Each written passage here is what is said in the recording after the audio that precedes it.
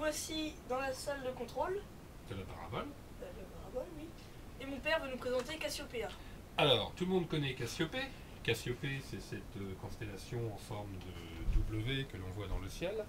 Cassiopée, c'était d'ailleurs dans la mythologie la mère de Alexandre à une colle Andromède. Andromède, tu sais, la galaxie, notre galaxie voisine qui est notre sœur, donc, et qui se rapproche de nous. Donc, revenons à Cassiopée. Le W de Cassiopée, donc c'est 5 étoiles que l'on voit dans le ciel. Et bien Cassiopéa, la radiosource, se trouve quelque part par là. Elle est fait figurer en rouge. Elle est repérée dans le catalogue international sous la forme 3C461. Donc cette radiosource se trouve à 10 000 années-lumière du système solaire, présente un diamètre apparent de 10 années-lumière, et on la voit sous un angle de 5 minutes d'arc depuis la Terre. Donc cette radiosource, Alexandre, c'est quoi? Tu t'en souviens? C'est un rémanent de supernova. Un rémanent de supernova qui a explosé à peu près quelle époque? En 1667. Absolument. Et qui a été découverte en 1947. 1947, qui marque les débuts de la radioastronomie, puisque c'est une science très récente, qui date donc du milieu du XXe siècle. Le rémanent de la supernova a aussi été découvert en optique quelques années plus tard, en 1950, et Chandra, très récemment, a fait des photos en rayon X et a fait apparaître au centre quelque chose qui doit être une étoile à neutrons, mais on n'en est pas sûr. Donc ça va être l'objet des prochaines études de Cassiopéa. Alors, Cassiopéa émet donc un rayonnement électromagnétique. Ce rayonnement, on le mesure en Jansky, qui est l'unité du flux. Alors, je l'ai fait figurer ici. Un Jansky, c'est pas grand-chose, c'est 10 puissance moins 26 watts par mètre carré et par hertz de bande passante au niveau du récepteur. Donc ce chiffre-là est extrêmement petit. Eh bien, la radiosource Cassiopée émet 2220 Jansky, quelque chose comme ça, aux alentours d'une fréquence de 1 GHz, qui est à peu près la fréquence sur laquelle nous allons faire notre mesure ce matin. Le Soleil, c'est beaucoup plus, hein, on est à 10 000, 50 000 Jansky, donc on va essayer de détecter quelque chose qui est beaucoup plus faible que le Soleil que nous avons détecté la dernière fois. Alors Alexandre, je te laisse mettre en œuvre la parabole et nous montrer où se trouve Cassiopéa actuellement, dans le ciel, donc sur ta carte de température. Cassiopéa se trouve ici, là, se trouve donc dans la Voie lactée. La Voie lactée, c'est les zones rouges et roses. Et la ligne là, c'est toujours l'horizon.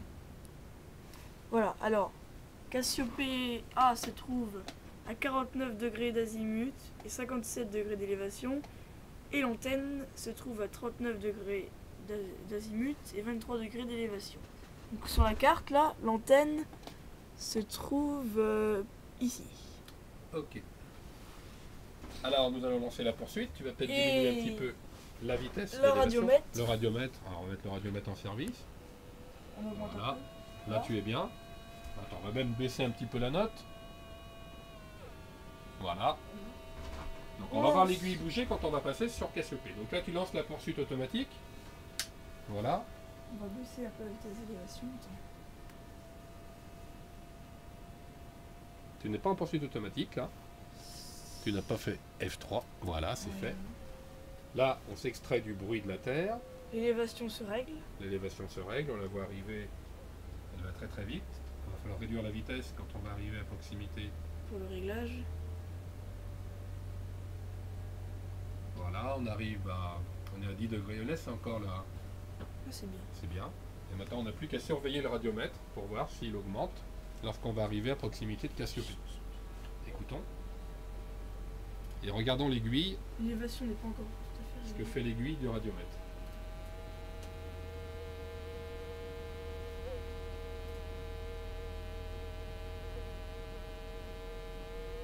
Ah. Nous arrivons sur Cassiopée. Et pour un meilleur réglage. Et voilà, nous sommes sur Cassiopée. Pour bien réglage. Alors nous avons dépassé légèrement la position, donc il va passer en mode manuel. On va... Et tu vas régler au maximum de tonalité.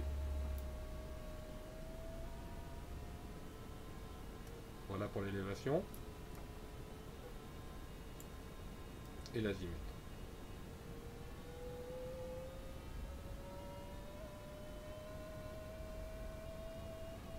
Et voilà. Voilà, nous ici. Donc actuellement, nous détectons le rayonnement de Cassiopéa, situé à 10 000 années-lumière, qui nous envoie un flux de 2700 Jansky, quelque chose d'important, mais relativement faible quand même. Et il faut bien comprendre que c'est l'énergie émise par cette radiosource qui fait bouger l'aiguille du radiomètre. Bien évidemment, on l'a amplifié des centaines et des centaines et des milliers de fois, à un niveau suffisant pour faire bouger cette aiguille et changer la note audible du radiomètre. Voilà. Alors, à remarquer quand même que la radioastronomie permet de faire des observations quand il fait jour, Avec des nuages.